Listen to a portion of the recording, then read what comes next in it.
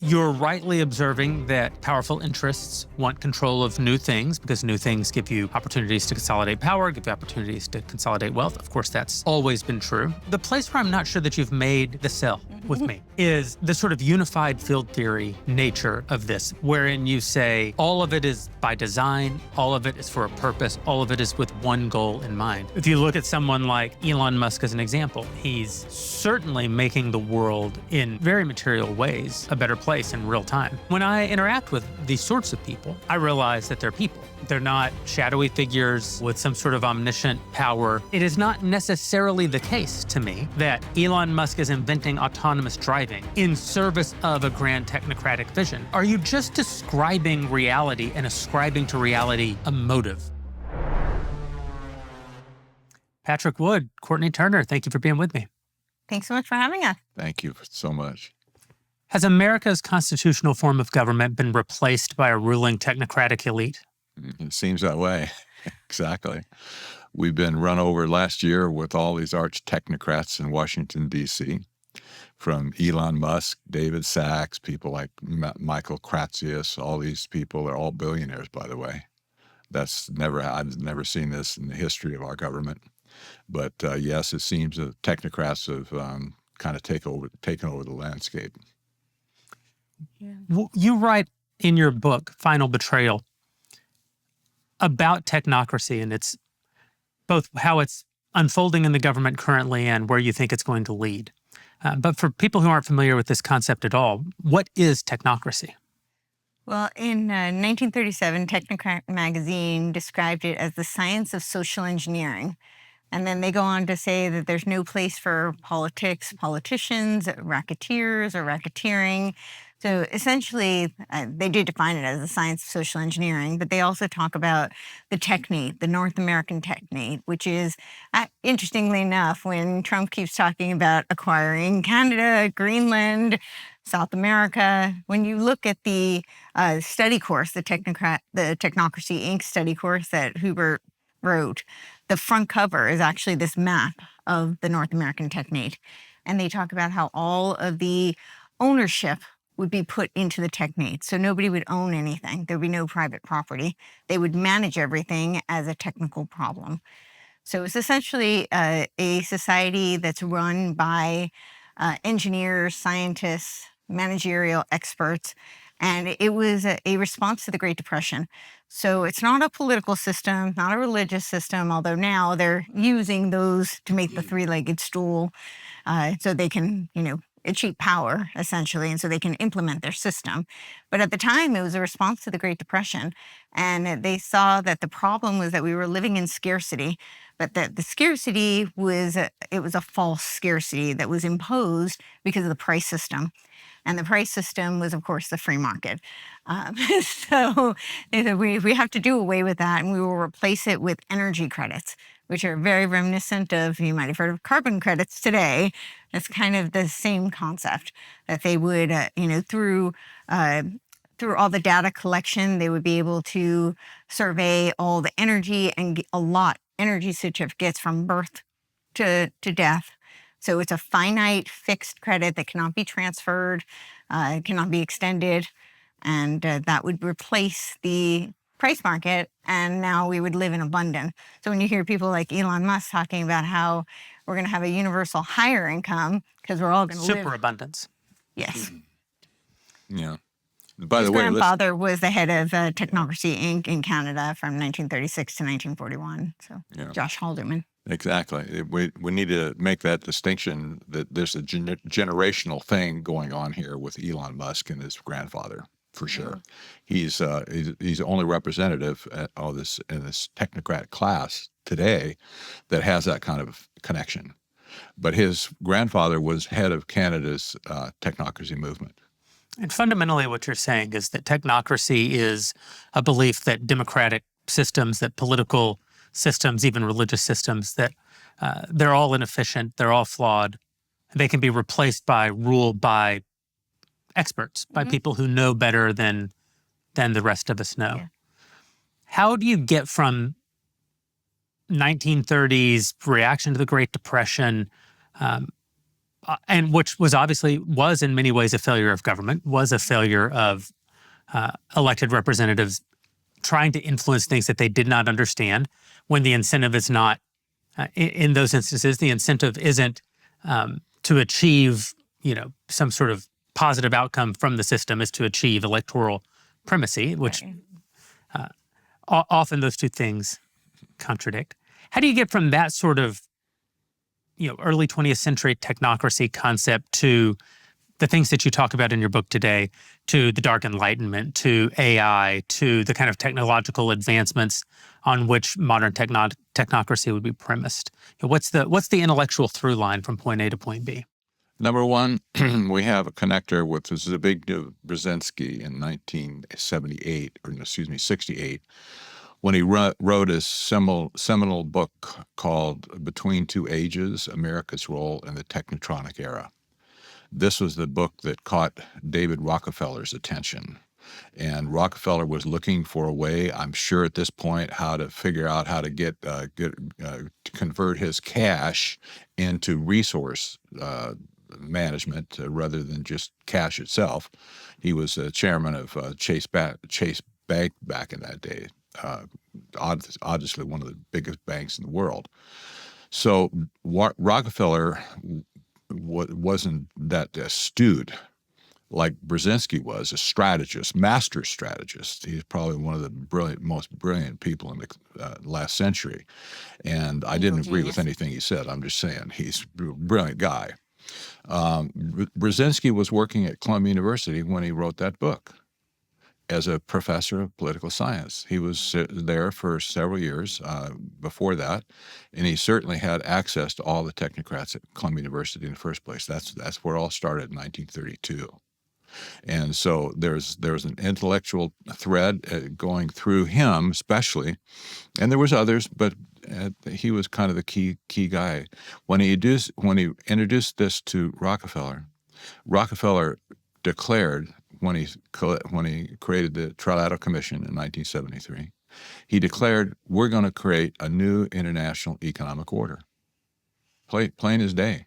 We didn't know anything about technocracy back in that day. There was no frame for us to even understand it. But we know now that we can see the thread looking backwards now. Mm-hmm. Things like, 1974, when a few months after the Trilateral Commission was formed, they said, okay, here is a new international economic order.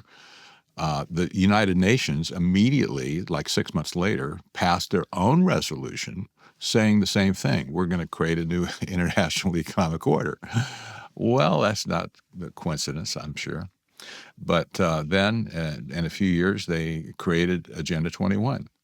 And they went on to create at 2030 agenda and all this stuff that climate change and the environmental movement. They tried to reform the world, if you will. And they said, well, Agenda 21 was the agenda for the 21st century, and here we are in the 21st century.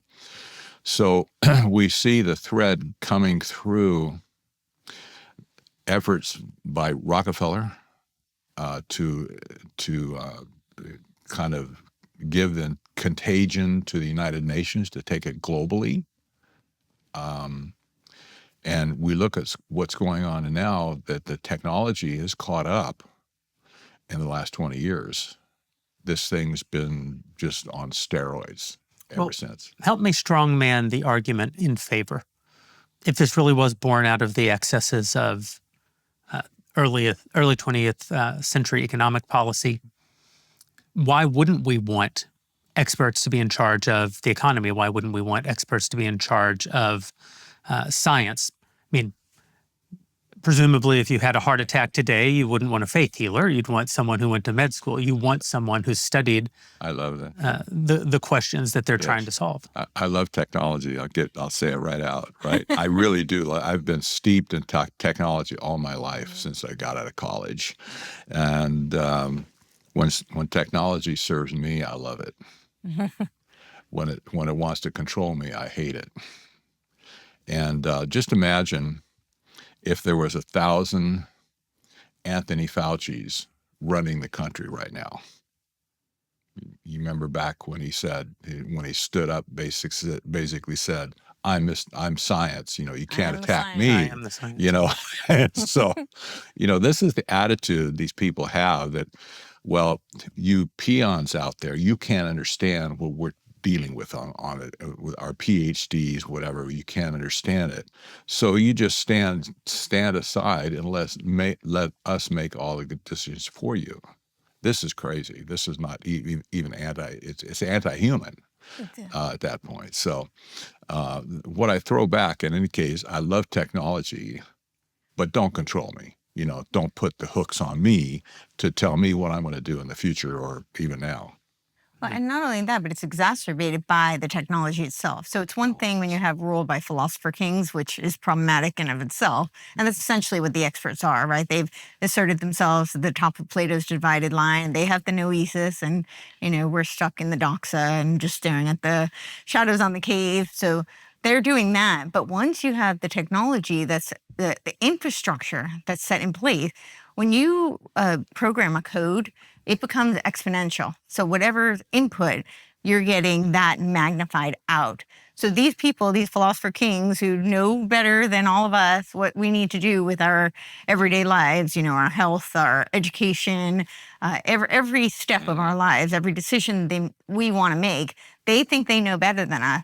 They're making these programs that are going to be like a exponential magnification of whatever it is they put in.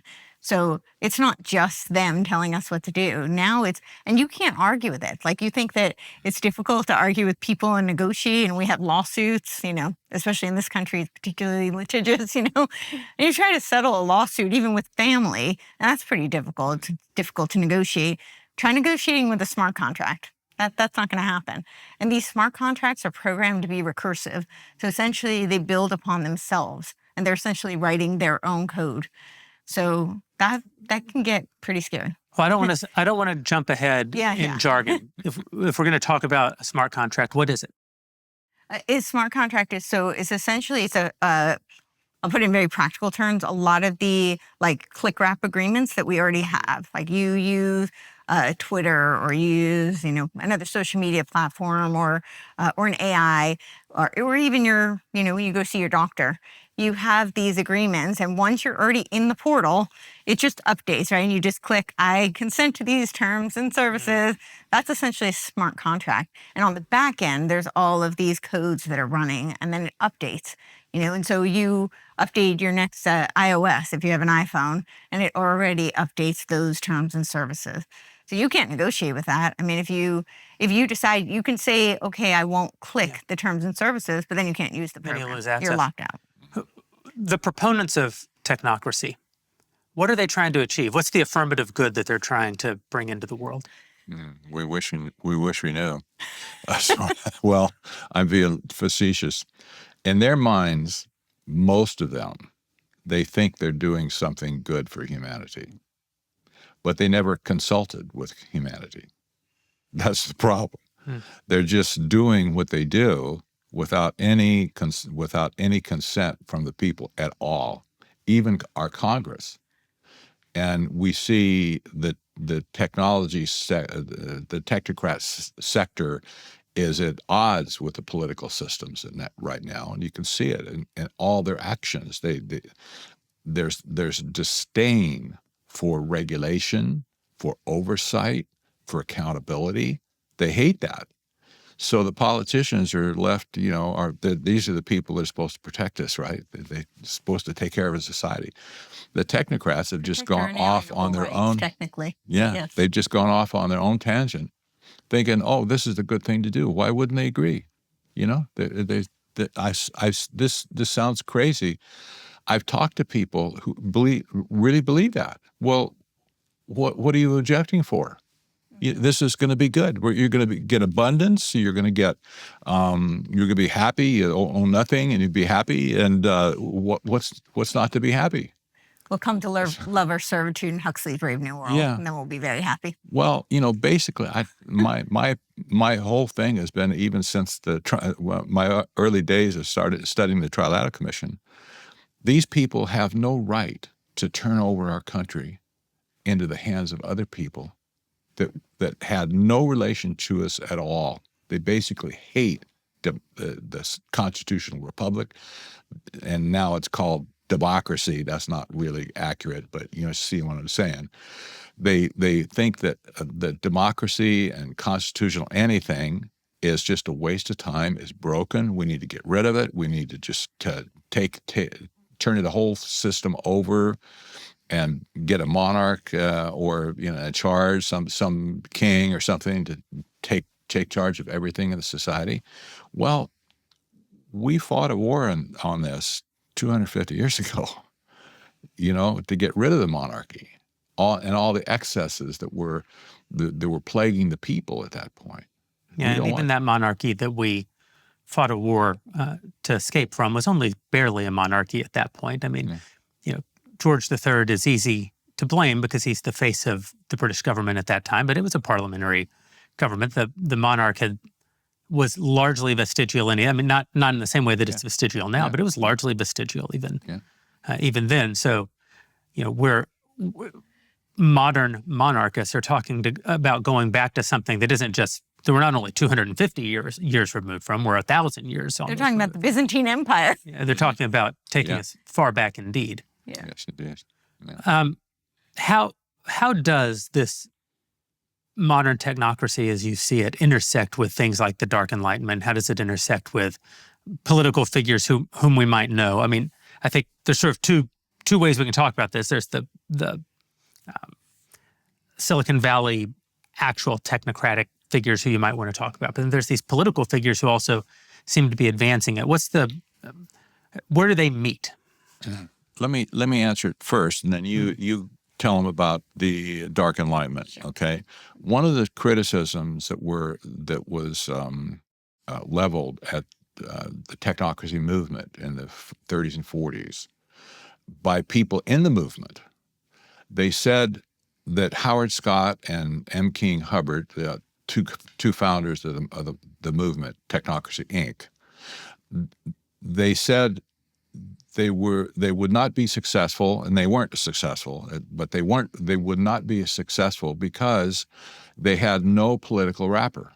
They had no political strategy to navigate politics, even though they wanted to get rid of all politicians.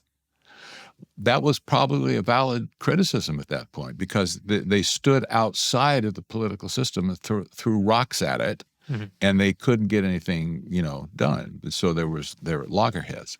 Well, this type of situation, we see the criticism today. Well, if they have to, if they're going to be successful today, they have to have some interaction with the political structure.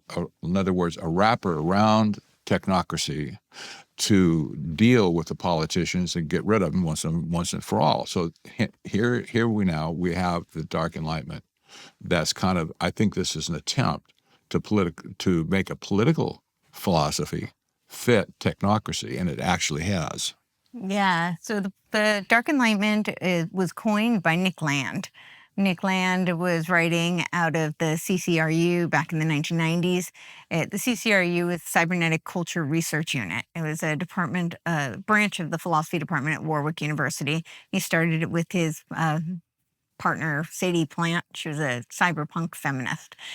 And so they were studying very kind of occult, esoteric types of cultural cyberpunk type ideas.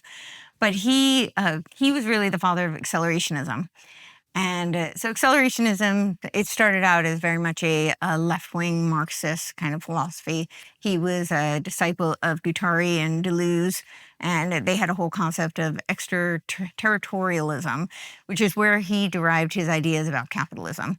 And so this accelerationism now, if we fast forward, has split into two camps, the left accelerationists and the right accelerationists. I won't go into too much detail on all of that because that can get a lot into the weeds. But the left accelerationists are the ones who keep talking about like the post-work future. We're just going to live in this utopia where the robots will do all the work for us, and we don't have to do it. Everybody's going to become an artist, apparently. And then the right-wing ones are the ones who are really in favor of using it to push capitalism to its nth degree. That we should use technology to advance capitalism because it's going to reach an apocalyptic state anyway.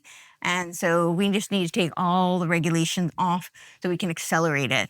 Interestingly enough, the right accelerationists see Nick Land as their father. And he says both of them are crazy. They suffer from human delusionalism. And so it's really a delusional humanism, is how he says it. But essentially, that he believes it's a post-human world. And he coined the term Dark Enlightenment in 2012. He wrote a manifesto called The Dark Enlightenment. And it was a big footnote to Curtis Yarvin. Curtis Yarvin's been blogging since 2007 under Mencius Moldbug, unqualified reservations. He now has his Gray Mirror blog. But Curtis Yarvin was very anti-democracy. And of course, we're a constitutional republic, but that includes us as well. He's definitely against constitutional republic also. It was earlier than that Peter Thiel, who calls him his household philosopher, had set up a private salon in his home and introduced him to Herman Hoppe. And that's where he derived a lot of these very anti-democratic kind of philosophical ideas and became very passionate about it. And he came up with this concept called RAGE, retire all government employees. This is very much the backbone of what became Doge. And a lot of people were very excited about Doge. And I do think there was an opportunity there. They were exposing some of the corruption and bloated, wasteful spending. And I think people should have stood up and said something about that, which, in many ways, I think was a lost opportunity. But that wasn't really the goal of Doge. The goal of Doge was to retire all government employees and replace them with AI and machine, a technocratic system. So he believes that right now, there's a lot of fight against, he couches everything in the left-right kind of, dialectical paradigm. And the left is very woke, and we need to push back against that. And so he says that we're run by what he calls the cathedral. And the cathedral is, of course, academia, the media, the entertainment sphere, all of those various pillars of society. And they're all very woke. And so we need to push back against those and create neocameralism. So this is this idea that we should be run not like a country that has 3 branches of government, but we need a CEO-style monarch to run the SovCorp. The SovCorp, Nick Land calls it GovCorp, he calls it SovCorp. It's essentially the same thing, sovereign corporation. And this is essentially a concept of a network state. So the network state was a book written by Balaji Srinivasan, and it was predicated on Peter Thiel's seasteading project. Peter Thiel put $1.7 million into the seasteading project that was kind of reminiscent of Ghislaine Maxwell's Terramar. It didn't go over very well, but then Balaji picked it up and said, it's no problem to get that off the ground. We just have to get the network states up first, and then we can crowdfund for these, international city-states, essentially. But the network state, as he defines it, is a dissolution of geographical nation-states in favor of ideological cyber network states. So you'd have this SovCorp, as Curtis Yarvin calls it, which would essentially be the technate. All of the, all the resources would be managed by the SovCorp, or the technate. And Nick Land is much more overtly post-human. He says that it's a strange thing to wrap your head around because he calls it retrotronic. So essentially, a lot of people, when they think about a post-human world being run by machine, they think, oh, the humans are creating this code and they're programming the machines that are going to take over the world for us. That's not really how he sees it. He essentially sees that as inevitable and that they're going to use us as the human nodes that will be comprised of this future system. So he's very overtly post-human, whereas Curtis Yarvin is more subtly post-human.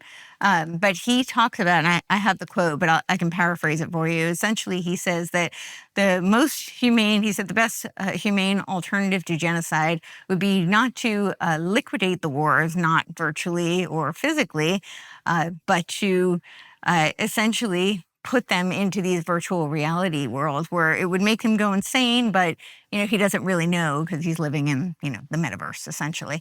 So it is a very post-human system, but he thinks that's better because not everybody deserves to, be in the real world anyway. Not everybody, the philosopher king should rule, and the technology will do a better job and will be much more efficient.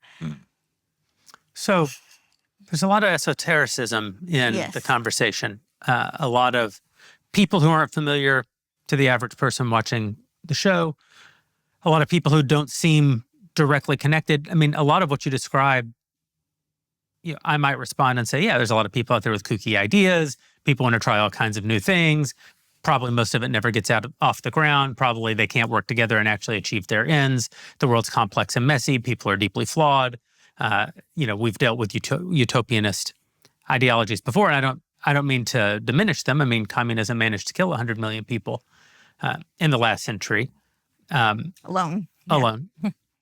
And what you're describing in some ways just sounds like almost an inverse of communism. If communism says science exists and economies exist to serve the state, it sounds to me like what you're saying is the state exists to serve science, or the state exists to serve, the expert-driven systems that are being created. But okay, well, all well and good, these exist. What relevance does this have to us today? In your book, you posit that the Trump administration has somehow brought this to bear on us in a way that we've never seen before, that the final betrayal you're describing is the betrayal of the second Trump term. So really ground this in reality for me. What has happened in the last 18 months since the election of 2024 that makes you believe technocracy is no longer a theoretical idea that some crackpots in the 30s came up with and people at Columbia University and at Peter Thiel's breakfast table have been amusing themselves with, and now it's something that we should actually be concerned about? I wish, I agree with you, by the way, that there have been all kinds of groups through history that have talked about stuff. That's free speech in a way. People can talk about crazy ideas, but when they achieve the money or the power to do something with their ideas, then we should pay attention what they're doing, because maybe these aren't the ideas that we want to implement on society, right? This is what's happened with this technocrat class has snuck up on us. They've gained monetary power and now political power as well. And when we talk about political power, well, we see, for instance, Peter Thiel with Trump in 2016, holding his hand and saying it's all good. In fact, he was the first technocrat that attached himself to Trump. He says he's a libertarian. He's not a libertarian, but that's what he says. A lot of people just gravitated. Oh, he's, Trump is embracing the Libertarian Party or whatever. Well, that wasn't really true. But when Trump was elected now in 2024, we see all of this clique descending. All of us. These were the haters of the American people formerly, who were censoring everybody in sight. People like Twitter, Facebook, Mark Zuckerberg, all these people who we hated what they were doing to the society, all of a sudden they're on the Trump bandwagon. Even Elon Musk, he stood up on the stage with Trump and said, "I'm not just I'm not regular MAGA, I'm dark MAGA." MAGA. Okay, well, so we see all of a sudden there was a mass defection to Trump with these arch technocrats, all of them billionaires. This is a credible thing. We've never seen this in the history of our country. Billionaires basically taking over everything in Washington, D.C. And Trump's a billionaire as well. I mean, he's there's certainly that the connection with money. Yeah. So the technocrats have exerted their will singularly. They have this political wrapper now that is appealing, by the way, to a lot of young people today who have no hope for owning anything in the future at this point. Probably all the under 30 crowd at this point, they've lost hope of for anything good in life, and they're following after this the Peter Thiels, Elon Musk of the world, and they're looking to them to solve the problem.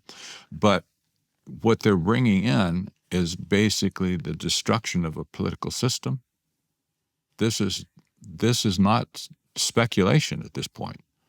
They're destroying our political system from within with an ideology that wants to get rid of all the political structure, just like in the 30s, and replace it with engineers and scientists to run everything. This is not what we want in America. I'm sorry, it's just we do not want this in America. This also spells the end of private property.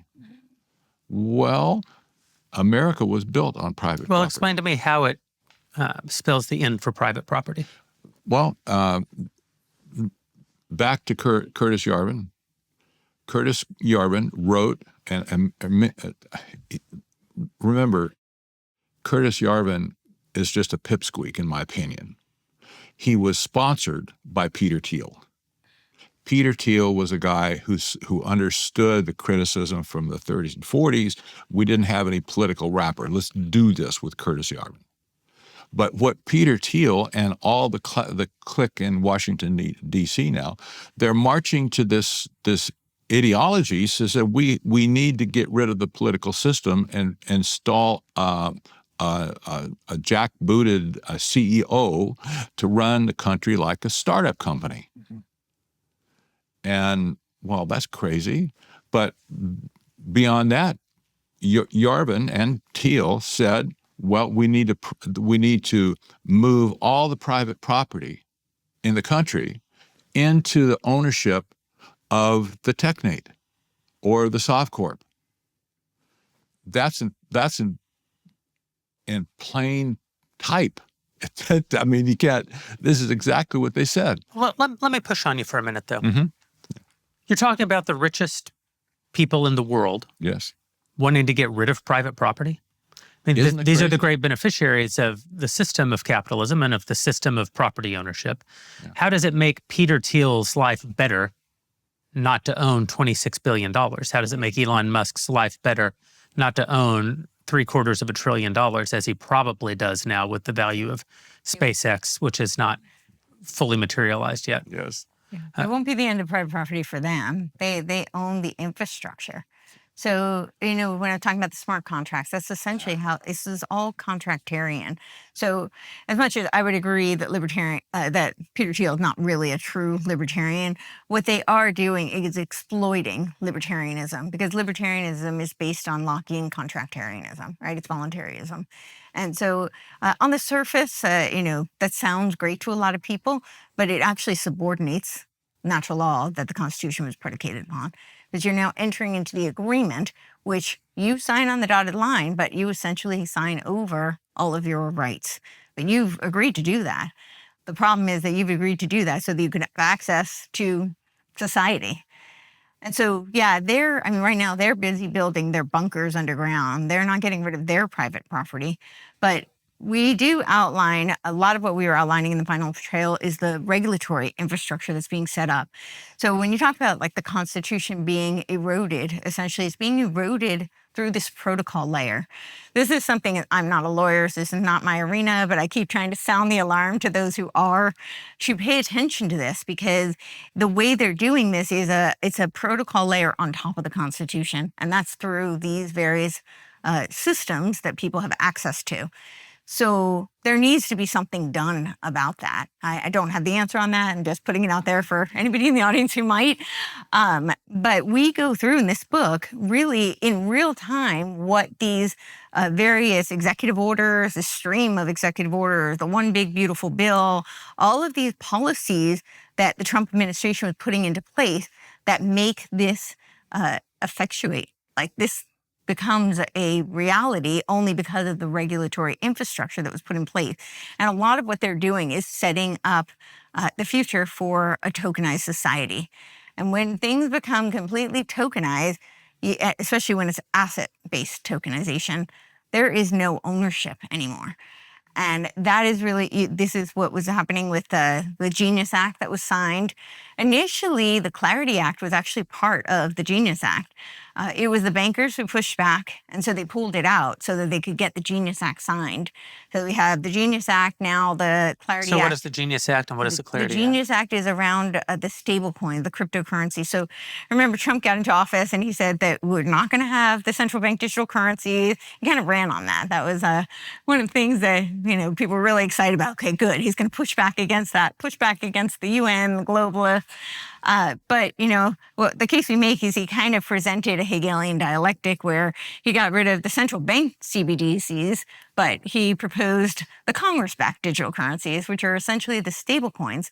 And so he's created the regulatory infrastructure for the stable coins to be, backed so they could be tender and they could be utilized legally.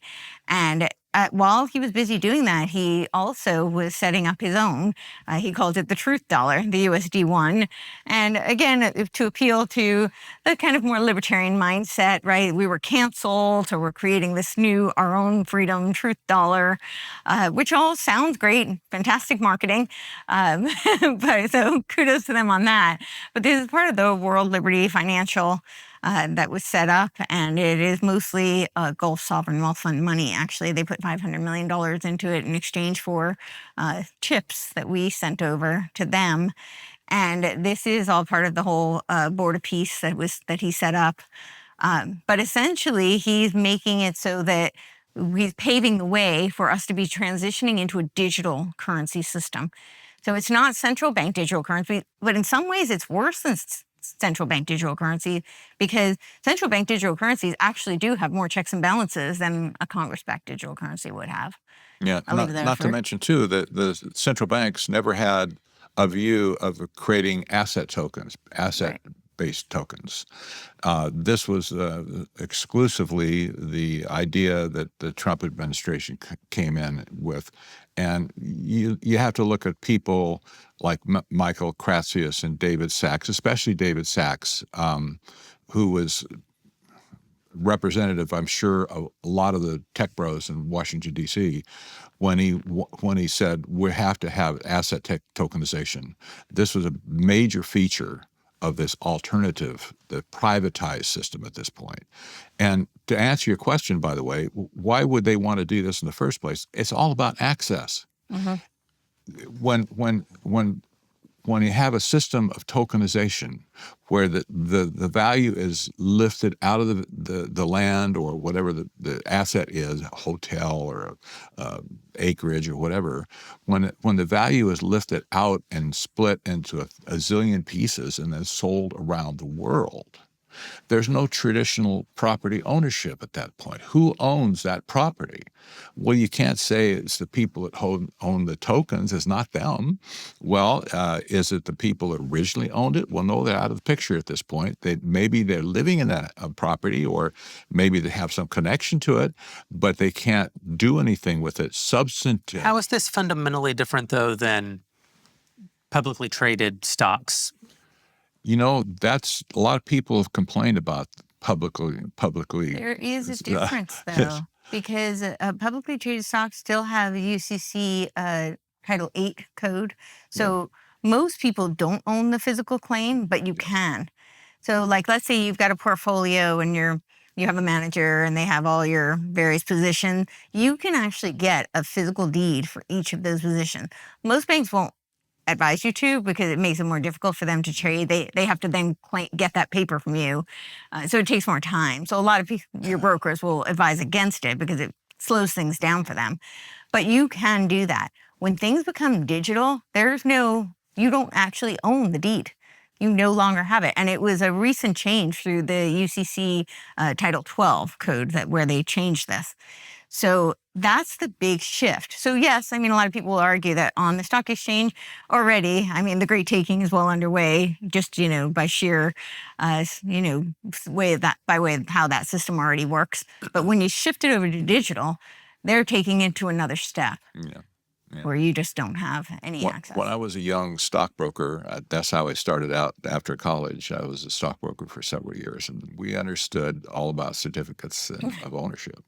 And it was very common. Most people would request that their stock certificate is sent to them, maybe 100 shares or something. They buy it, and they get a certificate. They can hold on to that certificate, and that's their claim against it.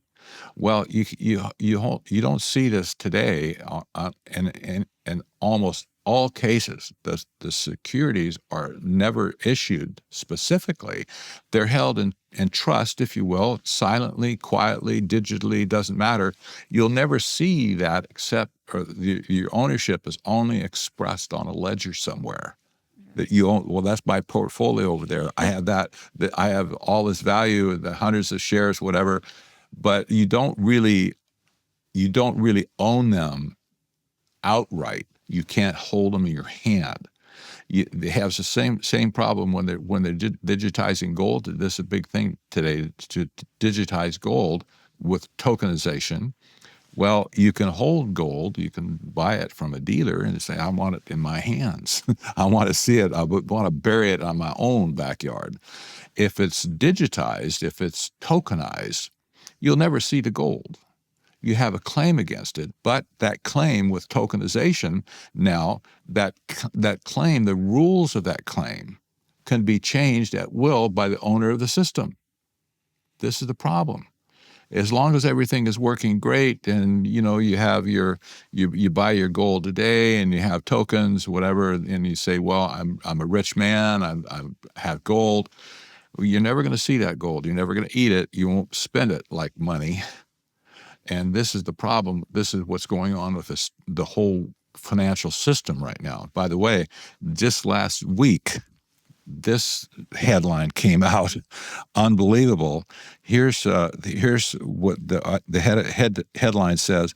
Here's why NASDAQ and the owner of the New York Stock Exchange are putting the $126 trillion equity market on blockchain. That the official owner of the stock exchange saying, oh, we'll just forget it. The old system will operate, but we have this new system now that will operate on top of it to make tokens out of every asset in the world. This is incredible. This is snuck up on people. And there's no terms of service that we can agree. Yeah. And it's crazy. And this is, I think we were talking earlier, I was telling you about the natural asset company. This is basically the natural asset company's iteration 2.0. And I'll just explain very briefly, they called them the NACs, natural asset companies. And this was the SEC proposed to put a new class of assets on the New York Stock Exchange. So, which is completely illegal, but that's what they were proposing. There was a group called the IEG, the Intrinsic Exchange Group, that partnered with the SEC in order to propose this new asset class on the New York Stock Exchange. It was mostly backed by the Rockefellers, but the idea was that they were going to capture all of the world's resources and commodify them.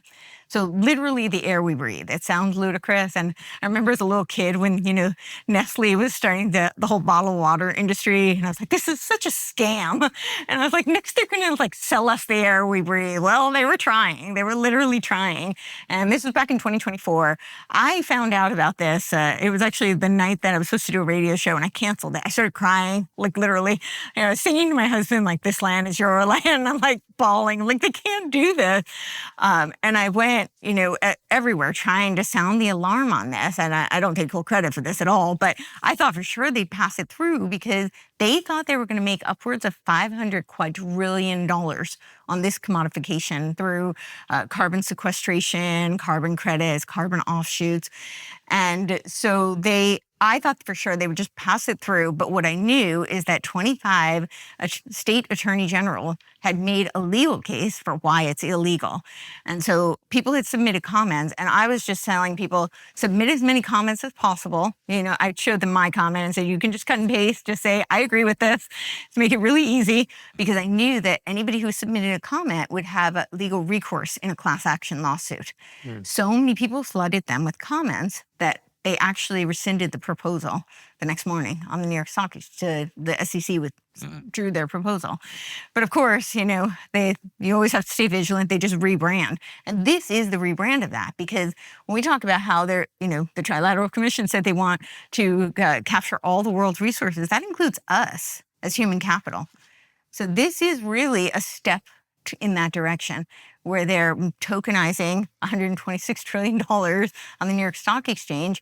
BlackRock is already tokenizing real estate. Larry Fink has said he wants to, anything that can be, will be tokenized. Howard Lutnick has said the same thing. They're lusting over this because it means that it's just a complete consolidation of wealth upward, where they will own all the physical assets, and we will be like, video game players in a gamified society where we have tokens in a cybernetic organism. And I know that sounds a little bit abstract for people when I say cybernetic organism, but it's a social credit on steroids, right? We'll be rewarded for certain behaviors and penalized for others. And you'll get tokens if you're a good doobie. And if you're not.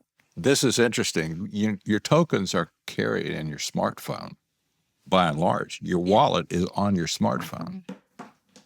So what happens if you lose your smartphone, or you put it in the toilet or something? And then you get a chip. Oh no!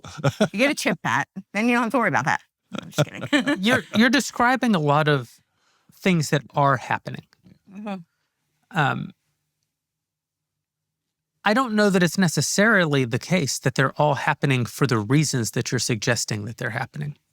Like it seems to me that you're accurately observing rapid change happening in our society. Some of it political, some of it not political at all, some of it technological.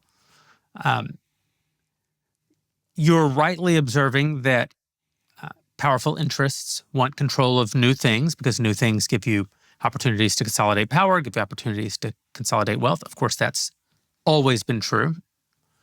But the place where I'm not sure that you haven't made the sell with me is the sort of unified field theory nature of this, wherein you say all of it is by design, all of it is for a purpose, all of it is with one goal in mind. When it seems to me, as someone who has operated in the political space for a long time, I've never been invited to Peter Thiel's house for breakfast, but I know lots of people who have. Or have been invited to Austria to attend one of his conferences, or Italy to attend one of his conferences. I know people who, I've sat on this sofa with Howard Lutnick and talked about business and politics before. The sofa was not in this place at that time. And when I interact with these sorts of people, I realize that they're people. They're not shadowy figures with some sort of omniscient power. Half of them hate each other. Half of them are so confused in their own thinking, just like most of us are, that we speak out of both sides of our mouth all the time. And so you could very easily it'd be like gerrymandering a little bit. You could turn the district that is Jeremy into a Democrat district if you just traced it exactly the right way and cut out all the other things that I've said. Then you would be able to make a really compelling argument that I'm a part of something that I'm not necessarily a part of. If you look at someone like Elon Musk as an example, Elon Musk is a once-in-a-generation innovator. He's certainly making the world in very material ways a better place in real time. The guy is probably within the next decade, he's going to be making the blind to see and the deaf to hear. I mean, it's fairly remarkable, the kinds of innovations that he's putting in. And, as a guy who drives a Tesla, the worst thing about driving a Tesla in the year of our Lord 2026 is that I think they're kind of dumb looking and there's only 4 body styles, and yet I'll never be able to drive anything else because my vehicle drives me everywhere. I don't drive my Tesla drives me. The world fundamentally altered as a result of this. And obviously those changes invoke in all of us a kind of awe and wonder on the one hand and a kind of fear of the future in the other, because, for example, every time I sit in my Tesla, I'm aware that my daughter likely won't ever learn how to drive. My daughter's very young. That's not a value choice that I'm making. I'm not saying driving is bad. I'm not saying, obviously driving has empowered human freedom in enormous ways in this country. It's not a value judgment to say my daughter won't drive. It's a recognition of reality that self-driving has changed so much just in the last 24 months. If I project out 11 years to when my daughter will be 16, it's just implausible to me that by that point, she'll be driving. And then you go, well, what does that mean for human freedom if my daughter doesn't drive a car? What does that mean? So all of those concerns I understand, but those concerns exist.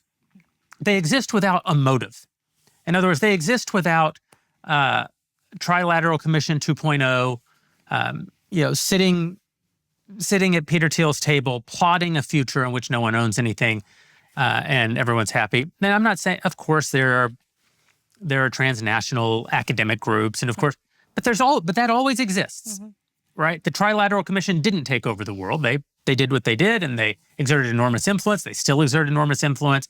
There's 100 other groups of academics or influencers or culture shapers or billionaires or the Yellowstone group that meets every year. All these organizations. The poor will always be with you. The utopianists will always be with you. The experts who think that they're smarter than you will always be with you. The guys who are trying to control it all will always be with you. And again, I'm not trying to minimize it. Sometimes these people come to power and they do unbelievable amounts of damage. But more what I'm saying is that it is not necessarily the case to me that Elon Musk is inventing autonomous driving in service of a grand technocratic vision, as opposed to we live in a moment where these technologies are possible. The most ambitious people are reaching for the very hardest problems to solve. Self-driving is an enormously hard problem. Getting mass into space at a cheaper price, enormously hard problem. Helping the deaf to hear and the blind to see, enormously hard problem. That's just one guy that we just spoke about who's done those three things. All of these, the most ambitious, the most intelligent people are always going to strive to answer those hard problems. Are you just describing reality and ascribing to reality a motive? What evidence is there that the motive exists before the actual things that are occurring? In what world can we prove that the motive is actually motivating the reality and not the motive is just sort of trying to take credit for the reality as it's happening or maybe co-opt the reality as it's happening? You want me to go on this? Yeah, I have a lot of thought. Do you want to have one thing first? No. Okay. I have a lot of things to say on this. So one, I think both are true simultaneously. Okay. And it's actually one of the things that I really try to scream pretty loudly about, and it's not very popular, is a lot of people who actually think who are aware of this philosophy of technocracy and dark enlightenment and some of the other, ostensibly opposing philosophies, but are actually a conduit to the same end. A lot of these people think they're fighting it, and I keep saying you're actually building it. I had written the Exit and Build Tesla's World Brain article, and Tesla had this vision that there would be a wireless world brain, and this was long before H.G. Wells' World Brain. It was long before Vernadsky, Leroy, and Chardin had their world brain, or Reiser's Sensorium, and of course now we have the cosmic erotic humanists. But so this idea is not new, and it has a very long history. But what I've been seeing is that a lot of these people who are just thinking they're solving problems, right? And a lot of them are very freedom-minded. They think they're using their ingenuity to solve problems and bring more freedom. And they're actually helping to build this, arguably, if you put it in biblical terms, a beast system. And I'm not saying these people are being controlled by some puppet master. There's no shadowy room where they're all congregating and saying, we're going to build the beast system. Most of these people are brilliant people who think that they're championing freedom, they're solving problems, but they're actually a conduit to build this interconnectivity. So when I talked about Balaji Srinivasan, he wrote The Network State. Very important thing that he wrote, he has a whole chapter where he says it's decentralized towards a re-centralized center. This is exactly what H.G. Wells said would be the conduit to the world brain, right? He said the decentralized ganglia of information, which was the academic institution, the media, right? And today, that's arguably the internet and the technological infrastructure that becomes interoperable and builds the world brain. Right. So I think that is very much at play. A lot of these people, and a lot of these people genuinely, they're not thinking, oh, we want to control everybody because we're maniacal. A lot of them think that this system is a better system. Even Nick Land, who I know sounds quite esoteric, right? He's got a concept called hyperstition, which literally means, I mean, it's totally sci-fi. He's a disciple of Julius Evola. It is esoteric. It is occult. But he has this concept, hyperstition, which is where you take fictional ideas that catalyze reality. And he literally thinks that this future system is the next evolution for humanity. It is the better version of what we have today. He's not thinking we're going to oppress people. He's not thinking that, we're creating this control grid where everybody's going to be a slave. He's thinking this is the bright future.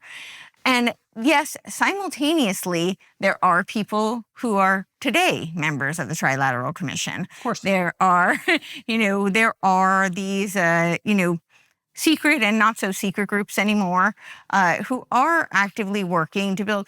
There's something called the Participatory Framework for Global AGI. And it's a constitution that they're developing for global AGI. Now, the people who are developing this think they're protecting us from the potential dangers and risks of AI, of AGI. They think it's going to be sentient. I personally don't hold that belief, but they do believe that, and they think that there are some problems that might arise if this sentient being goes rogue. But a lot of the members are people like Ben Goertzel, who wrote AI for Good for the World Economic Forum and for the UN, and people who are like Mariana Bozeman, who's a member of the Club of Rome. So you've got these people who get together. You read this blueprint for this constitution, and the end of it, they talk about, because they subscribe to the narrative of climate change and the climate crisis. And then, of course, humans are the polluters of the world. We are the problem. This is what the Club of Rome admitted in their Global Revolution document in 1992, that the 1972 limits of growth was propaganda, that it was a lie, because they needed a common enemy. And of course, the enemy of humanity is man himself. But they subscribe to it. They believe that this is true, and we need to fight to protect planet Earth, the Gaia worship. And so if you read through this, though, they say that we need to parent the AGI so that it's benevolent AGI. And then at the end, they say that the AGI might actually have to be the ones who are given decisive powers, because they will have better ethics than humans do, because they're better stewards of the planet. So I bring up just one example of something like this to show you that, yes, there's some people, like the Trilateral Commission members, like Rockefeller, who wanted to attain all the world's resources and consolidate them for wealth and power and control. So those people do exist. And then there's others who are really seeing this as a solution to problems. The problem arises that, I'll bring up one more example. Robert Mueller, who was the Assistant Secretary General of the UN for 4 decades, right? He would talk about how the UN was created under the auspices that we were going to have world peace, okay? But he would talk about peace, and essentially what peace means is that we have to obliterate the opposition. You can't have your vision of a utopia might be diametrically opposed to my vision of a utopia. In order to have your utopia, I have to be wiped out. And so that's peace, essentially. Yeah. And they don't see that as being evil. They're trying to bring about the best vision for what they see the world. My problem is that when you take this philosophy, it's mechanistic, it's post-human, it's anti-human. I mean, the quote from Yarvin explicitly says that. So all this long-winded way of saying, I'm just trying to give several examples that both exist simultaneously. People who are, filled with ingenuity and creativity and brilliance, trying to solve very real problems, and also people who want to amass more power, wealth, control, simultaneously, but ultimately this philosophy and now the technology, which didn't exist at the time when this philosophy was incorporated at Technocracy, Inc., but now the technology makes it possible to be a reality, and our freedoms get But doesn't the technology, because the technology that, like you, there will never be sentient AI because the people who tell us that there's going to be sentient AI don't know that there's a God and that he made the universe for man. So they're smarter than you, and they're smarter than you, and they're smarter than me. And, I'm glad when I asked my computer, how to tie a tie, I'm glad that they invented it, not me, because they're a lot smarter than me. And now my computer can tell me how to tie a tie. But they're also idiots because they fundamentally don't know what the universe is. And so they think you could upload us all to a cloud and we would all live forever, when the reality is we're in souled bodies. And if you uploaded us to the cloud, there wouldn't even be a universe anymore because there'd be no man to observe it. And in some ways, I find all that very charming. It's charming to me that Elon Musk is kind of dumb, but he's the smartest guy probably on the planet. And again, if I ever go blind, I'll be really glad that Elon Musk will come stick a wire in my head. And I like technology when it works for me too. But all their ideas about AI are almost like charmingly naive to me. And so I don't fear them because reality is going to get a vote.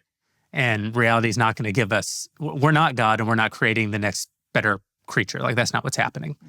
But everything you just outlined about how all this technology, plus coupled with their potentially good or bad intentions, make technocracy possible in a way it wasn't in the 30s.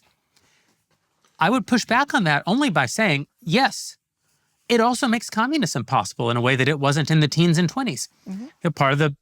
One of the huge failures of communism is information complexity. They hubristically didn't understand that price is a great mechanism that man has evolved to help us understand economic information complexity. You don't have to know how much toilet paper they need in my little hometown of Slayton, Texas. Price solves how much toilet paper they need. But AI can now solve that problem. Data centers in space will soon be able to solve that. That is happening. We're not going to stop data centers from getting better, and we're not going to stop computers from getting smarter. We're not going to stop AI from getting more intelligent. And so if I were, instead of being Courtenay Turner, if I was Bethany Turner, and I was very focused on the study of communism and the study of not only Marxism as an economic philosophy, but communism in practice, political communism, then I think what I would see as I looked out at all of the emerging technology is that Elon Musk is solving information complexity. Elon Musk is from a socialist country. He wasn't born and raised in this country. He has ties to socialism. Obviously, what these guys are trying to do is implement a communist structure using all of this technology, and we're just right on the brink of falling into communism. So I suppose what I'm saying is, again, I think you are describing accurately phenomena that are occurring, but are you superimposing onto this broad range of things that you observe a sort almost like theological universal field theory, whereas someone from a different point of view could also plant their unified field theory of everything, the great communist plot to take over the West, or the great secular plot to take over the West, because obviously all these guys are secular, obviously they all reject God. We're observing the exact same phenomena, but we're ascribing to it a different kind of grand puppeteer. And because the secondary question is, if that is the case, couldn't we also lay over all of this hope? Couldn't we lay over all of the new technologies that are emerging? Yes, the possibility, humans, every time there's an enormous change, humans use it for good and humans use it for bad. Usually the bad shows up first. The printing press comes along and someone says we should write the Bible in the vernacular. And the first thing that we do is Europe falls into 30 years of murder. Christians start murdering each other for 30 years all across the continent. And so one would imagine that if we were sitting here, shortly after the advent of the printing press, we might say it's all over. The printing press is the tool of the devil to turn Christian against Christian. We're all going to start murdering each other, the end of the world. But you get, 4 centuries, 5 centuries on from the printing press, we're all very glad that the Bible's in the vernacular. It's been used by God amazingly. It's been used by Christians amazingly.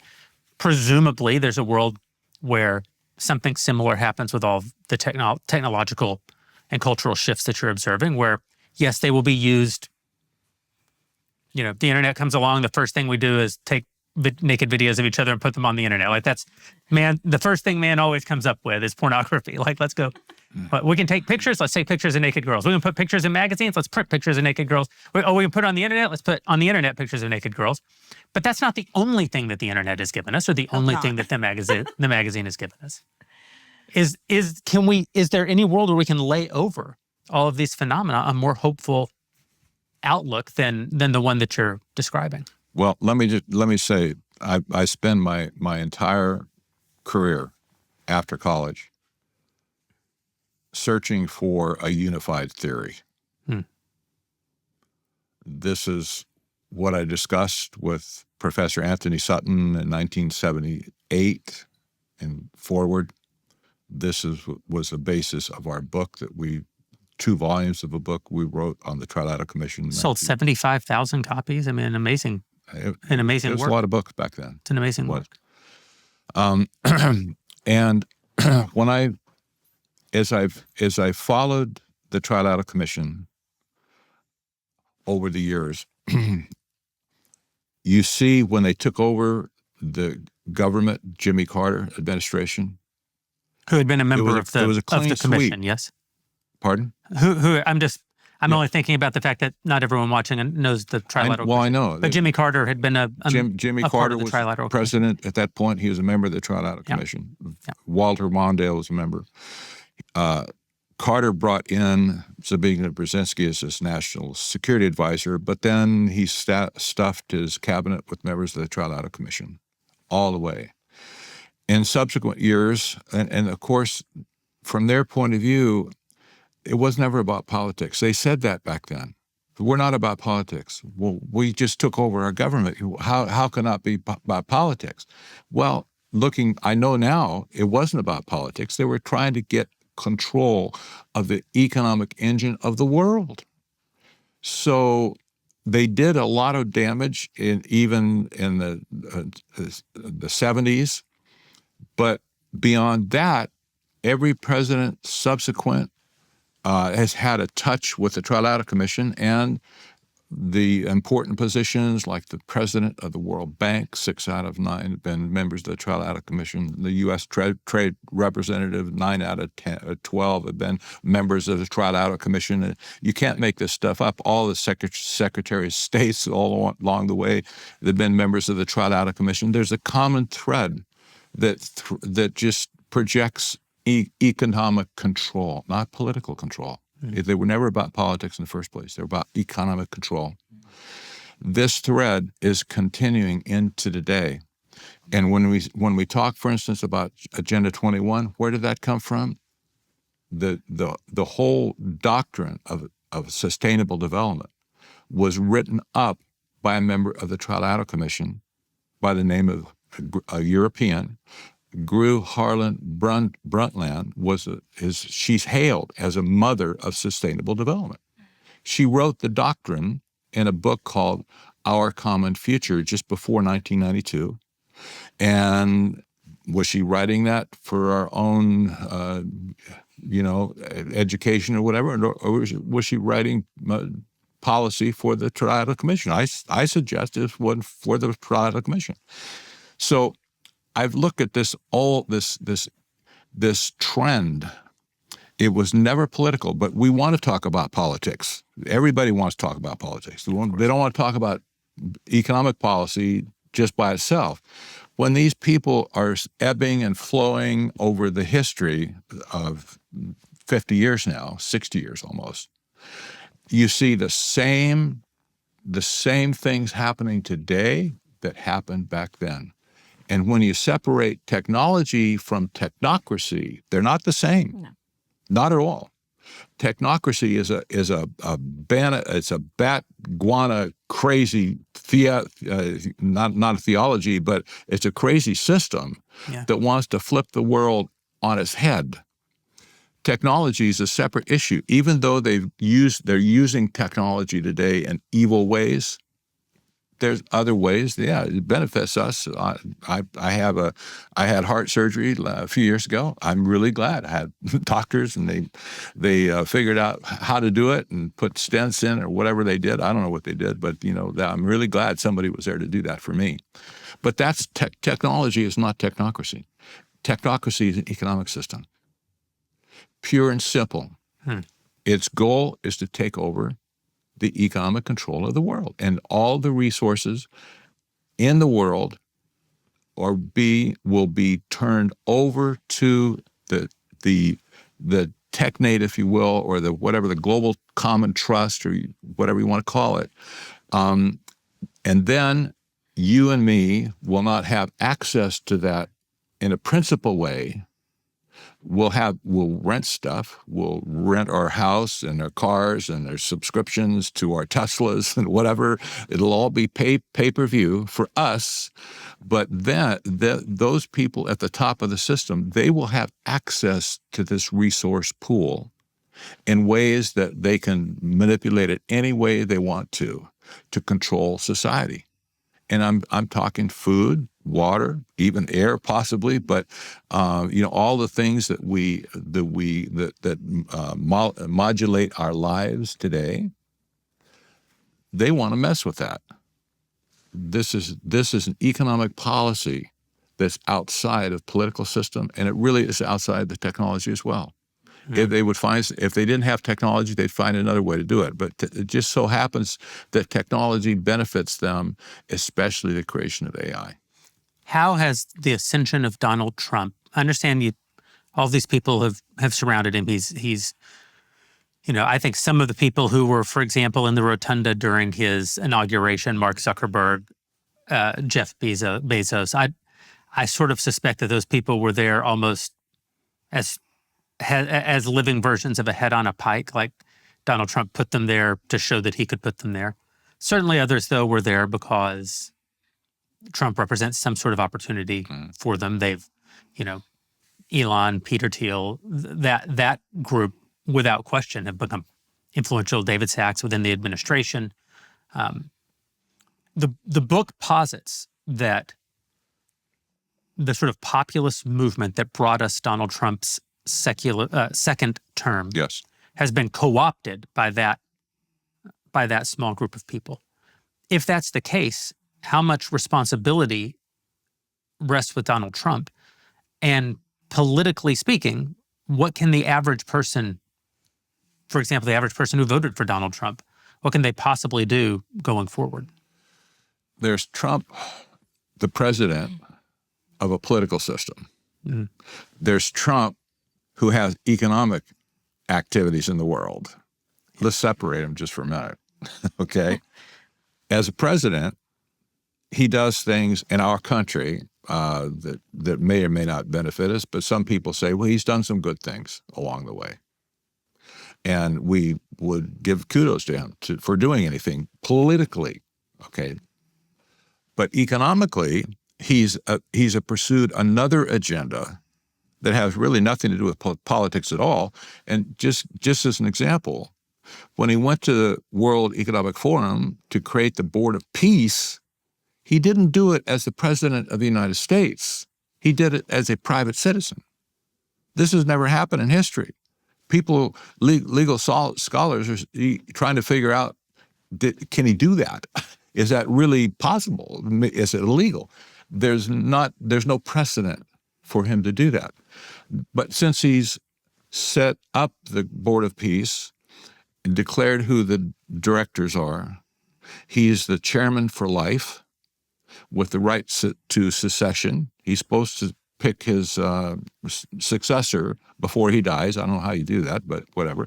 The lion in winter. I know. There's a will somewhere, I'm sure. He made himself a world monarch. Think about it. I know. So, but now President Trump has injected himself into Gaza. Gaza was not mentioned in the original document, by the way, but they picked Gaza as their first makeover, like the Board of Peace.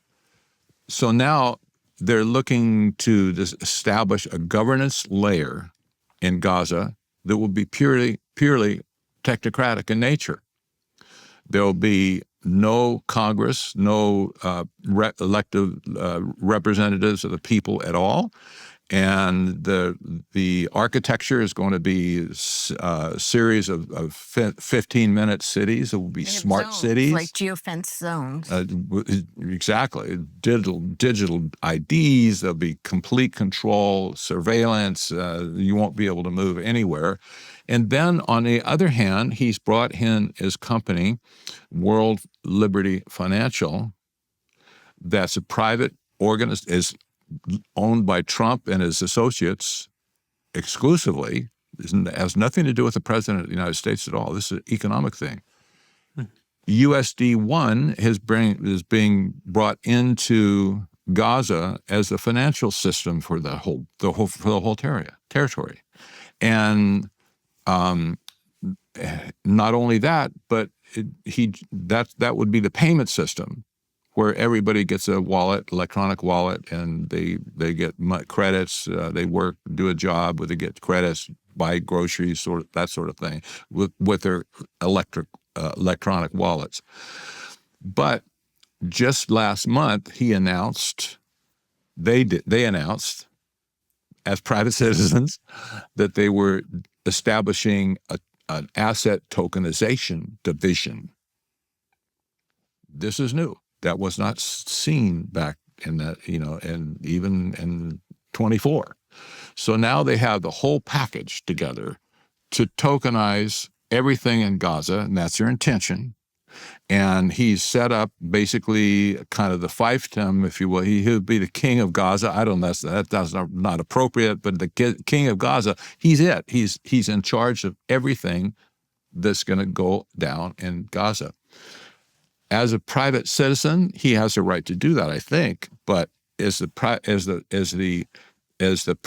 of the United States, is this activities, if this class of activities to serve the Middle East, the Gulf states, is this going to make? Is somehow this makes America great again? See, there's no connection between the two. We have Trump, the politician, then we have Trump as a technocrat. You have to separate the two. Well, somebody would say, well, he can do whatever he wants to do. Maybe when he's out of office, he'll move to Gaza and be the king of Gaza. That's possible, I suppose. I don't know. But he's obviously shifting his economic focus into the Middle East. And again, maybe it's illegal, maybe it isn't. Legal scholars will figure it out eventually before it's too late to do anything about it. But nevertheless, this is the dichotomy that we're left with, and to view this man: is he for us, or is he doing something else? And he's like a part-time president to do good things for the country, and then he's a part-time technocrat to do something for his interest in the world. I question this personally. I don't know where the dust is going to settle on it, but I don't like it personally. I think it's wrong that he should do something so radical, especially in the Middle East. And then remember, this is another fact that we didn't discover until just like 2 months ago.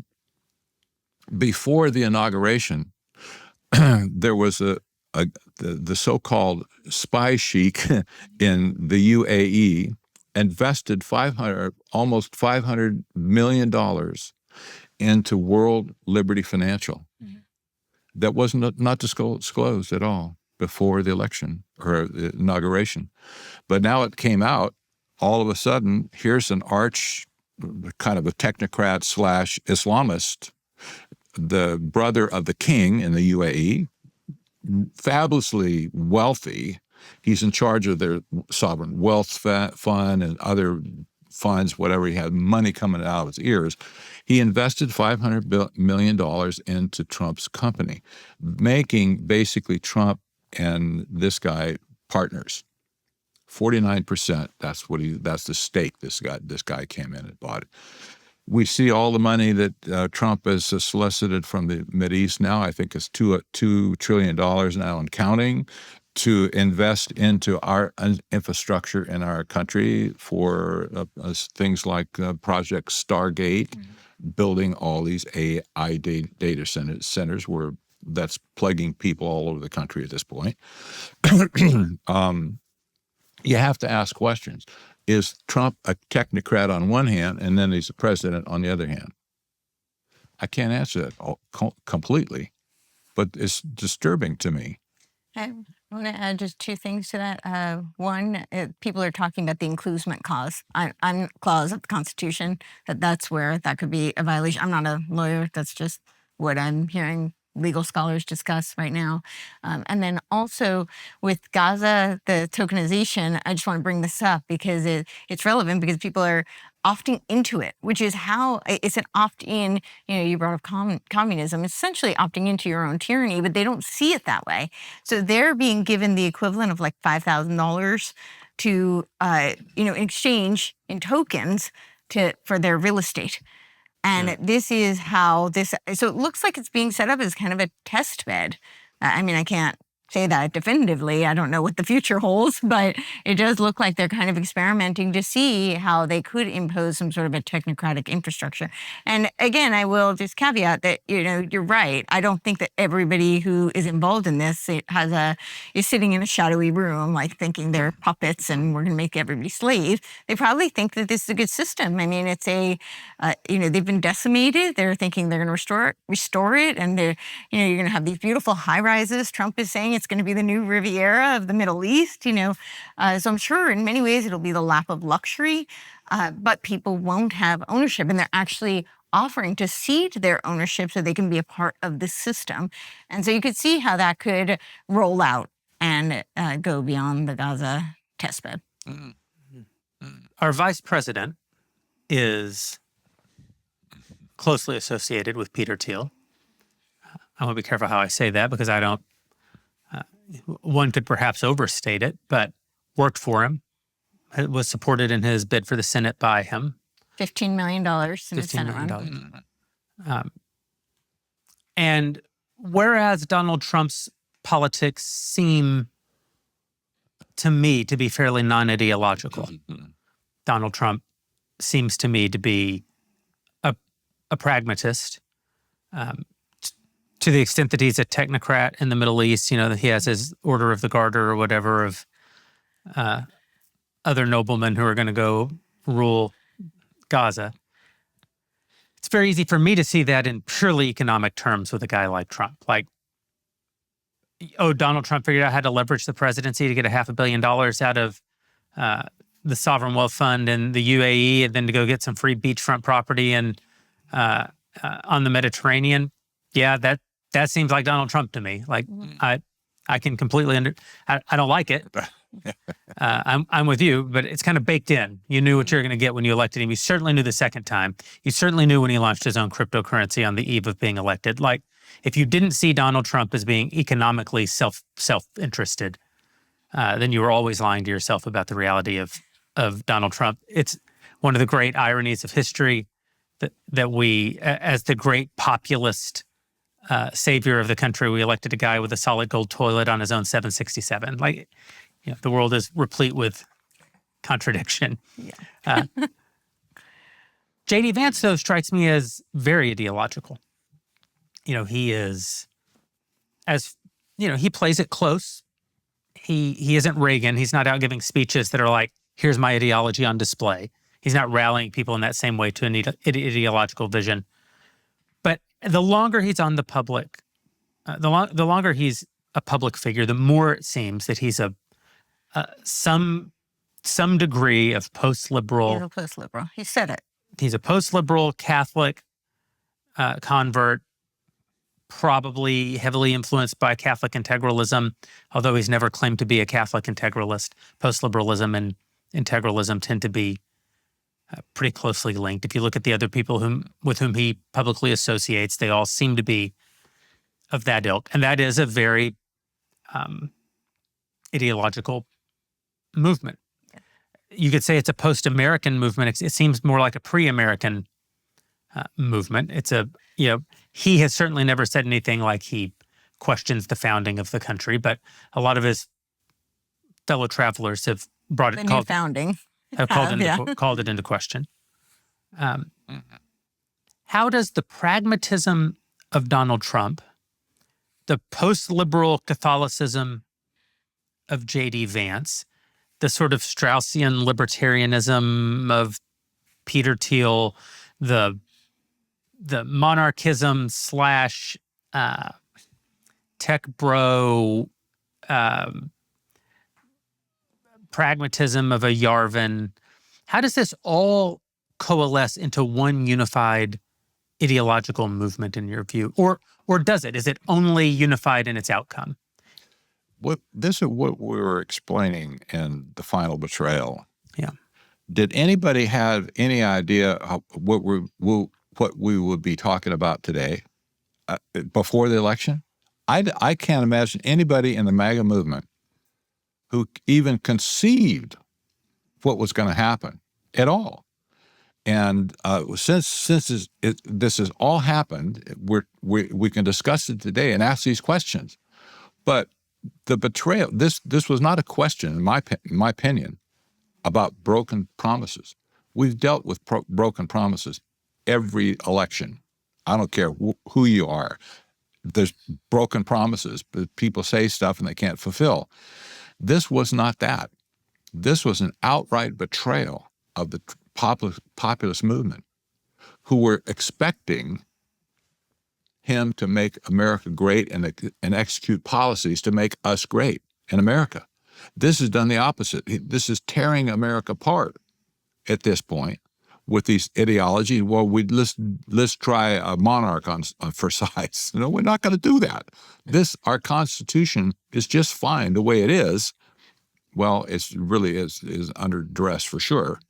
People are just ignoring it all over the place, including politicians and judges and everybody else. But I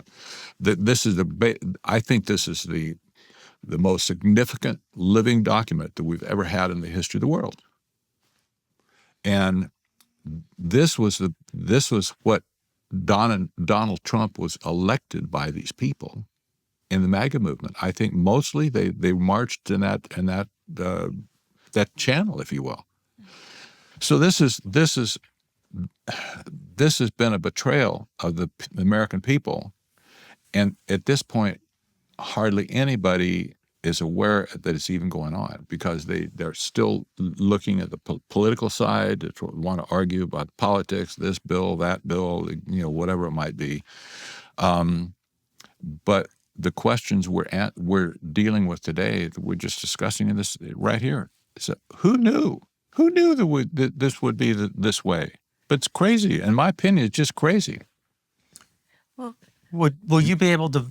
And I don't want to presume how you voted in the past. Would you be able to vote for J.D. Vance for president? No, I wouldn't. So say it right out. I won't. Would you be willing to vote for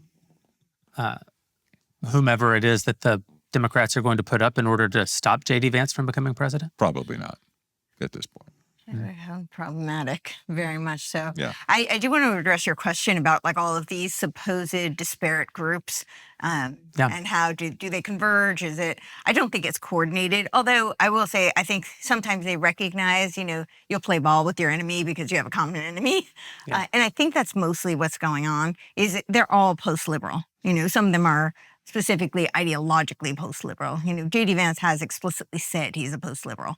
But a lot of them have some commonality. There are threads that are the shared, but they are different groups. I mean, there's post-liberals in the Protestant camp. The CREC are essentially post-liberal, and they're very aligned with these technocrats. I mean, there's integralism. It is among still Protestants. Oh, yeah. Absolutely. It's still integralism. And they're very aligned with these technocrats. Like there's the Highland Rim Project, which is right on the border of Kentucky and Tennessee, right? Peter Thiel's involved in that. And it's essentially a network state for Christian nationalists. So you've got a lot of overlap with these groups, but essentially what they have in common is that they want to destroy the constitutional republic.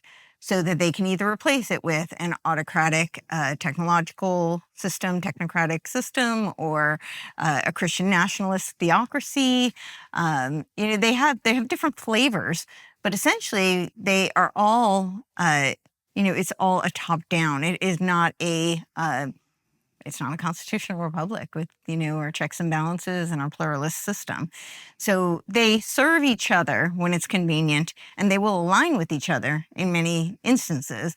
But I don't think there's like a one puppet master above them pulling the string saying, let's all work together. So this may be largely economic. You say that people like to talk about politics, not economics. Part of the reason is because we have a thing that we can do in politics, and that's vote. That's right. Mm-hmm. The current frontrunner to be the next Republican nominee to be president of the United States, you would not support, nor would you support likely any of the potential Democrat nominees. That means that the thing that you have, your vote, to try to stop what you see as the evil of the advancing technocracy, you don't currently have the ability to avail yourself of that tool. That would leave, I would think, if I'm watching this at home and being exposed to these ideas for the first time, that would leave me feeling very hopeless. The one thing I can do, you're telling me there's not currently an application for that thing that would help. Let me qualify this just a little bit, because I've preached this for many, many years, for people to think global but act local. Where the action is today should be in your state and in your city, in your counties. There's so much good that people can do other than shaking their fist at the TV, whatever. They can do so much good in their local communities, with their city councils, with their county commissioners, with their state representatives, whatever. These are people that live in your neighborhoods, right? And you should, if you don't avail yourself to educate them, to be their friends, whatever, support them when you can, and get rid of people by voting for the good ones that understand their role to protect us as the people of their state. At this point, this is my opinion. I know a lot of people will disagree with me on this. I think the federal government at this point has gone rogue. And I say that on multiple levels. We saw it even before, probably with stuff that happened during even the Obama administration. People said that about agencies, they've gone rogue. Well, the whole government at this point is just gone rogue, and it's overrun with these arch technocrats, and they have their own agenda at this point. The states should have exercised more discretion to stop this in the first place. But they're not. At this point, they're falling prey for it. So I'm not discouraged for local politicians or the political process. But if these technocrats are successful of destroying our political system, we're really screwed, because that's the only thing we have to discuss the political discourse, right? This is the only way that we can rectify anything in society is through political discourse. If we can't do that, free speech is over for sure. And who are you going to complain to if you don't like something? Well, it's just too bad. You just have to go along with it. Fucking machine. Yeah. There was a lady in California recently that she got a notice from, I think it was State Farm or some big insurance company, where her house was insured. She come to find out, a drone has flown over her house, took a picture of her roof, sent it to a company that analyzed her roof with AI, the picture, high-res picture, and the insurance company took this data from a third party, and they told her, if you don't put on a new $20,000 roof on your house, we're going to cancel your insurance policy. She says, there's nothing wrong with my roof. No inspector came out and looked at it and didn't talk to me, didn't knock on the door. I would have let him in and see I got a good roof. Who does she complain to? She has nothing to do except call 3 on Your Side, the TV station, and they complain. Somebody up there will maybe pay attention, but this is the condition that we find decisions made for us by higher ups who have no grace, no latitude, no discretion. They say, "Whoop, that's too bad." You got service with AI. Yeah, right. You can't negotiate. Even Larry Ellison, when he's the founder of Oracle, everybody knows who he is now at this point. But Oracle CEO stood up with Project Stargate with Sam Altman and Massa, whatever his name was, and the president. And he said, we're going to use AI to give you a blood test to figure out if you're going to get cancer someday. And we're going to give you 48 hours. We'll give you a one-off shot manufactured by AI. And it'd be a wonderful thing because you'll be protected from that cancer in the future, and God bless you, sort of thing. Mm-hmm. Well, okay, so if you don't want to do that, if you don't buy them, get this one-off shot for you based on messenger RNA, where do you get a second opinion? You see. You can't. There's no set. And what if you don't want to take the shot? It's just, no, you keep your shot. I'll just be fine. But now the checkbox, you're going to be marked as a protester at that point. So 10 years later, you get in trouble with cancer, and they say, you know what? I'm not going to treat you. You can forget it because we told you what was going to happen. Well, this is crazy stuff, but this is kind of the AI controlled world that we don't want to live in, for sure, where these decisions are just made out of our control by people we never met who set all the rules of the system in the first place. Yeah, and I do want to say though, in terms of like the federal system, I think we still do have power. A lot of our power is bringing information, right? So a lot of people have no idea of J.D. Vance's connections or that he's even said he's a post-liberal, which is diametrically opposed to the Constitution, right? And a lot of people don't know that. So I think... But also a lot of people a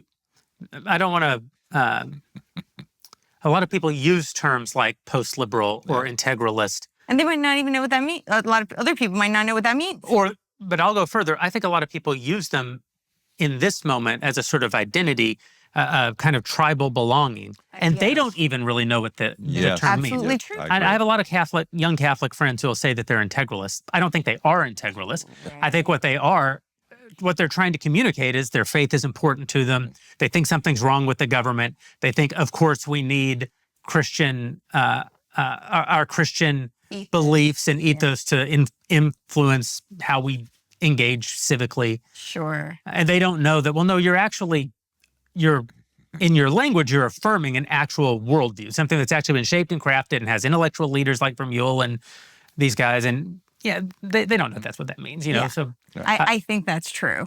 But I think that making people aware, and if they could understand, oh, wait, that's what he believes, and that would influence how he might run the country, and that doesn't align with my view of a future America, then maybe it might shift the support that he would have. And I know that's actually already starting to happen. I know you can say it's online, but online does actually, unfortunately, influence a lot of the, physical domain. Politics is downstream of Twitter? Yeah, kind of. Unfortunately. So I think that we're already seeing a bit of a shift, and I've seen a lot of people now supporting Rubio. I've tried to warn people that that's Larry Ellison's guy. So you basically have like the battle of the proteges of the technocrats, Thiel's guy and Larry Ellison's guy, which ultimately they might just put one as, the president, the other as the VP. But my point is really just that they put people out there and then they gauge the public's, their sentiment. And if they're not getting support and they don't think that that's going to be successful in the primary, they might put somebody else up. And so it doesn't sound like a lot of power, but that's power. And that's something we can do. We can bring the information to people. It's their choice. They get to do, they may say, oh, I love that he's a post-liberalist. I mean, I don't agree. I would not like them to take that position. And I would hope I could be persuasive enough to talk them out of it. But, that's their prerogative. But I think that is something we can do. If people can't do anything about something they don't know. Do you have hope for the future of the country? Or maybe I should say, do you have hope for the future of humanity? Yes. A lot of people are discussing this right now, especially some people inside the AI industry themselves. They're blowing the whistle, say, guys, we need to stop. We need to stop, step back, and survey the landscape and figure out what's going to happen here. There's a lot of disturbing factoids right now going forward of labor, robots, and that sort of thing. It's going to be chaotic. Well, we've had a lot of chaos in the past, I'm sure. But I like your comment that most Americans don't know what they think. They really don't. They use terms that they have no familiarity with, kind of like Archie Bunker type of thing. Where they use this word and it's totally out of context. That was a funny sitcom, by the way. Before the 2024 election, most Americans were just thinking, I just like to get the government off my back. Yeah. Would you just cool it on Washington, either dial down the regulations and, solve the inflation. I want a job. I just, I want to support my family. I like to take a vacation once in a while. I think probably most Americans were just thinking very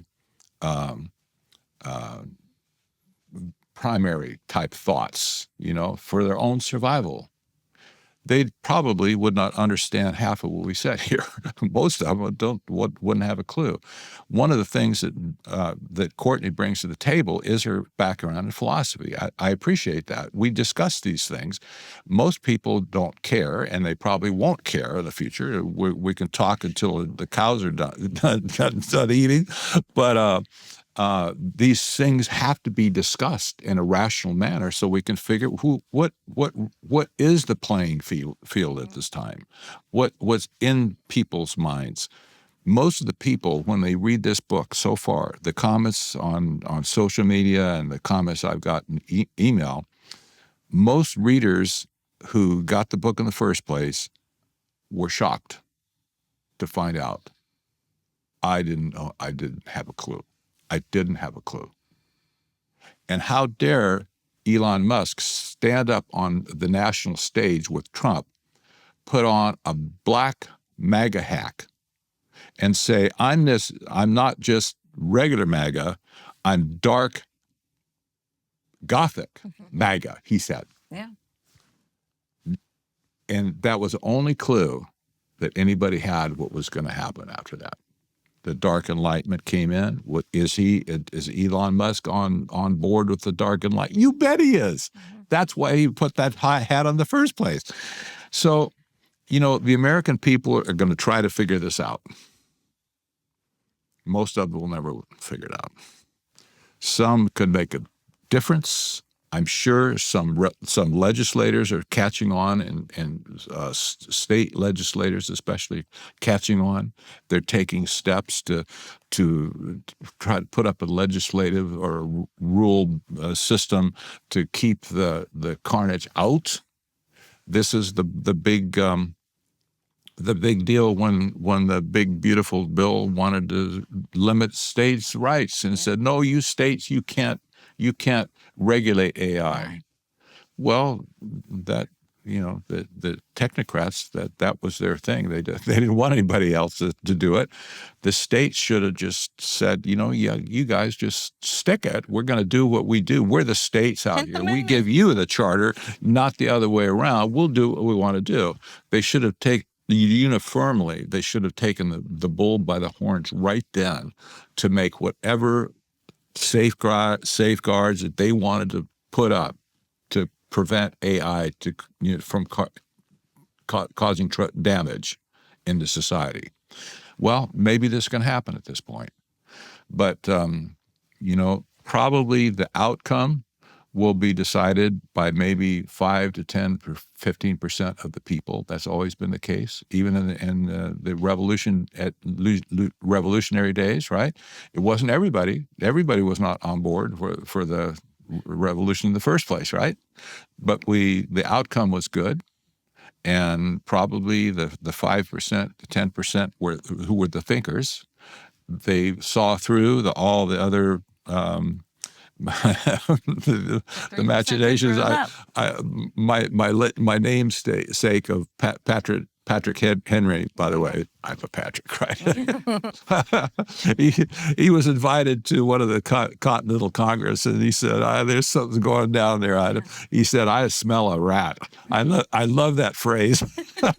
I smell a rat. So there was lots of rats operating in that day for sure, like there is today, I'm sure. But the outcome was settled by people who were sincere in their desire to help humanity, not to screw it over. I would say I am definitely hopeful about the future of humanity. I believe in the goodness of human nature. And I think that people have always been, very creative. And we just described the revolution. There's always been oppression. There's always been bad faith actors. And there's always been unintended consequences that are very deleterious to the future of humanity. And somehow we've survived. I think that the problem that's happening now is that, and part of the reason why this book was so important to us to write is because much of this can't occur without the regulatory infrastructure. So really, when I was saying that it's a protocol layer, so it's on top of the Constitution. So, the body of laws that the Constitution codifies are really a legal codification of the metaphysical principles that are embedded in the Declaration of Independence.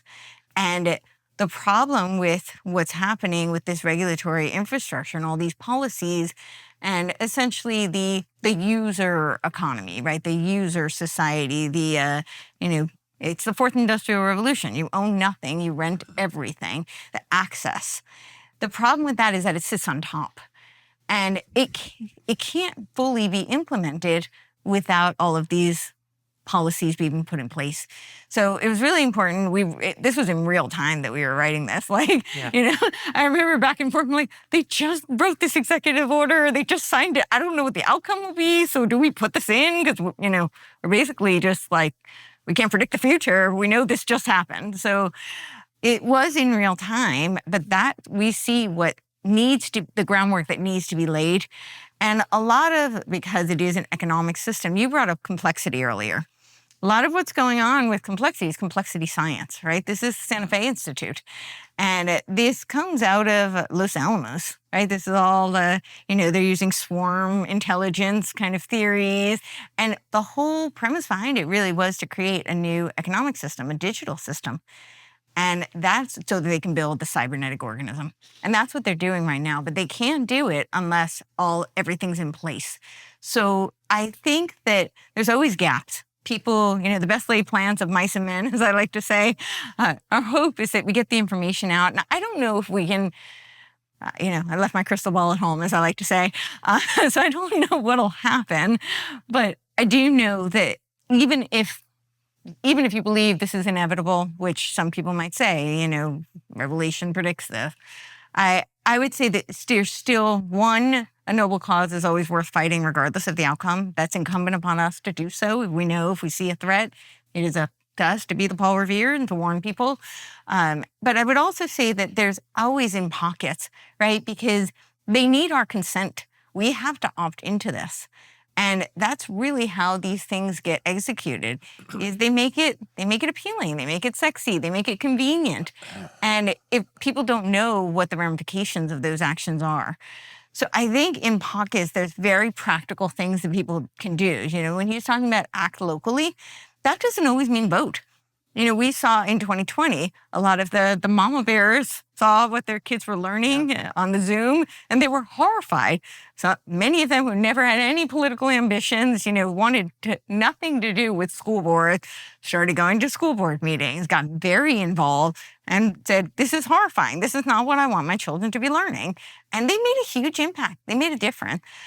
We're seeing this with farmers. We're seeing it with farmers all over the world, actually.